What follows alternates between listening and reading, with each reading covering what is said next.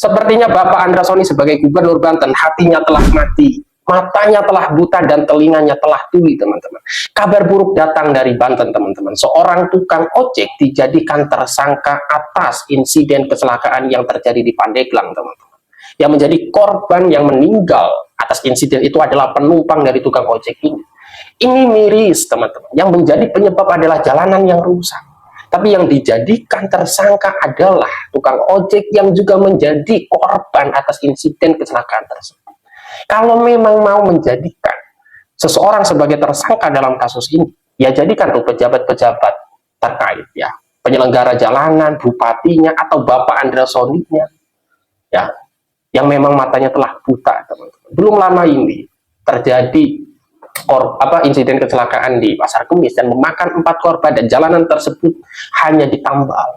Ya, kemarin juga saya melihat video ada sejumlah warga di Pasar Kemis di Tangerang, Kabupaten Tangerang, bukan di Pasar Kemisnya, saya lupa daerahnya, melakukan aksi demo, teman-teman, meminta perbaikan jalan. Dan yang menjadi menarik adalah mereka membawa spanduk foto Kang Deddy Mulyadi yang meminta bantuan kepada Kang Deddy Mulyadi, teman-teman. Bayangkan jika Gubernur Banten sekarang adalah Kang Deddy Mulyadi, bagaimana kondisi ataupun respon dari Kang Deddy Mulyadi? Pasti Kang Deddy Mulyadi sebagai gubernur merespon itu dengan cepat, apalagi sampai memakan korban, meninggal hanya gara-gara jalanan rusak, teman-teman. Ya, kita lihat dulu bagaimana komentar dari para warga Banten, dari para netizen, dan saya akan reaction di akhir video. Silahkan. Berani banget seorang tukang ojek Pandeglang resmi menggugat Bupati dan Gubernur Banten ke pengadilan. Namanya Muhammad Al-Amin Maksum. Beliau adalah korban kecelakaan di Jalan Raya Labuan Pandeglang yang ngerasa kalau pemerintah harus tanggung jawab. Gak main-main, yang digugat mulai dari Bupati Pandeglang, Gubernur Banten, sampai Dinas PUPR dan Disub. Gugatannya udah masuk lewat e-court hari ini. Ini menarik banget sih. Selama ini kita sering ngeluh jalan rusak di medsos, tapi Bapak ini bawa ke jalur hukum. Beliau menuntut haknya sebagai warga negara yang dirugikan akibat fasilitas publik yang gak aman. Apakah ini bakalan jadi momentum buat pemerintah lebih serius benerin jalan? Kita pantau terus kasusnya. Sehat selalu buat Pak Al-Amin. Kira-kira menurut kalian gugatan ini bakal menang nggak? Coba diskusi di kolom komentar. Masyarakat Kecamatan Paku Haji, Kabupaten Tangerang menggelar aksi unjuk rasa memprotes kondisi jalan rusak yang tak kunjung diperbaiki, Minggu 22 Februari 2026. Dalam aksi tersebut, warga menyampaikan kekesalan mereka dengan cara unik. Sejumlah poster dan spanduk menampilkan foto Gubernur Jawa Barat, Deddy Mulyadi, sambil menyampaikan harapan agar pemerintah segera turun tangan memperbaiki jalan di wilayah mereka. Warga menilai kerusakan jalan sudah berlangsung lama dan sangat mengganggu aktivitas sehari-hari.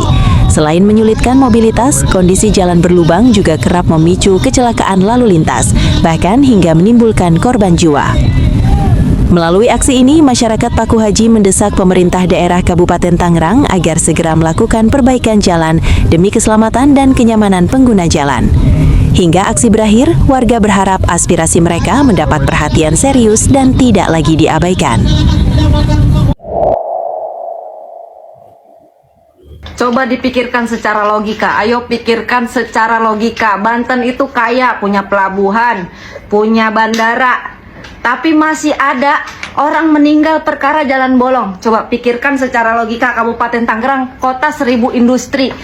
Nih di Cilegon ke sono isinya pantai, hotel-hotel mewah, punya wisata alam, Pandeglang punya hasil bumi.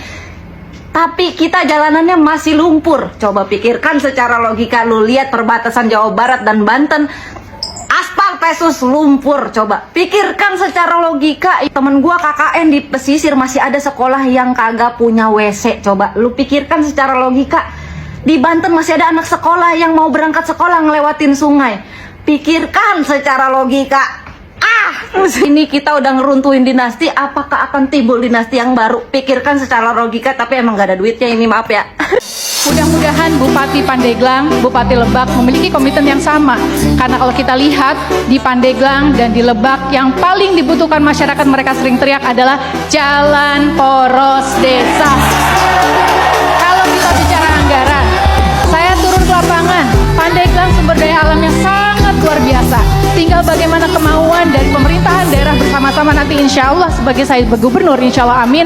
Yuk sama-sama kita naikkan industri pariwisatanya. Bagaimana travel time dan transit time kita dorong. Di situ ada pertanian. Saya datang ke Cimanuk, banyak lahan pertanian yang luar biasa. Pemerintah petani bercerita buah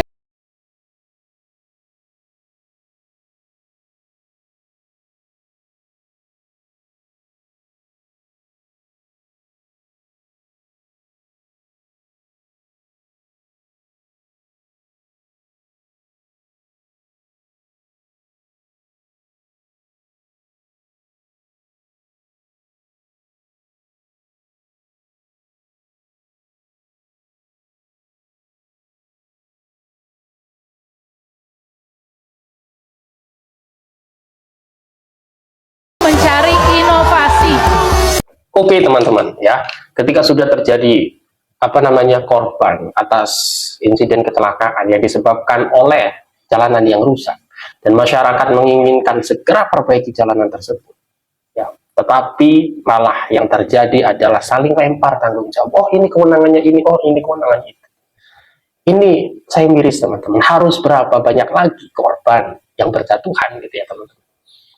Banyak masyarakat warga Banten hari ini meminta pertolongan kepada Kang Deddy Mulyadi, berharap agar Kang Deddy Mulyadi menjadi gubernur Banten, teman-teman. Bahkan ada yang meminta tuker aja tuh gubernurnya, ya gubernur Jawa Barat dengan gubernur Banten, ditukar gitu. Karena sudah bertahun-tahun infrastruktur di provinsi Banten ini sangat-sangat buruk. Dan yang menjadi aneh adalah Bapak Andra Soni sebagai gubernur Banten mendapatkan piagam penghargaan ya, atas prestasi yang telah diraih berupa kecepatan pembangunan infrastruktur di Banten, teman-teman. Padahal di daerah Tangerang, di daerah Pandeglang, di daerah Lebak sangat banyak sekali jalanan yang butut yang tidak kunjung diperbaiki, teman-teman. Mau sampai kapan Banten seperti ini saja? Orang-orang Banten sangat menginginkan perbaikan ini segera dilakukan. Mengingat masyarakat Banten adalah masyarakat dengan jumlah populasi yang cukup tinggi dan aktivitasnya akan terganggu, teman-teman. Jika memang jalanan masih banyak yang butut, teman-teman. Ibu Ayrin ketika berdebat dengan Andra Soni ketika pemilu kemarin, pilkada kemarin, mengatakan bahwa yang memang permasalahan jalanan butut ini sudah menjadi permasalahan yang genting bagi masyarakat Pandeglang, bagi masyarakat Lebak. Mereka selalu mengeluhkan. Dan apa langkah dan solusi yang bisa diambil dari seorang gubernur, teman-teman? Masa dibiarkan begitu saja gitu. Padahal Banten kita tahu termasuk punya segalanya, punya pelabuhan, punya pariwisata, pertaniannya banyak, sumber daya alamnya melimpah, industri di mana-mana, termasuk di Cilegon, di Tangerang, teman-teman. Tetapi mirisnya masih banyak masyarakat yang mengeluhkan jalanan butut, teman-teman. Semoga ini didengar oleh Bapak Andra Soni dan semoga harapan saya tidak ada lagi korban yang berjatuhan akibat jalanan rusak. Mau sampai kapan Banten memiliki jalanan yang butut, teman-teman? Ya, kita doakan semoga Bapak Andra Soni segera memperbaiki ini semua. Ya mungkin itu saja. Wabillahi taufiq wal hidayah. Wassalamualaikum warahmatullahi wabarakatuh.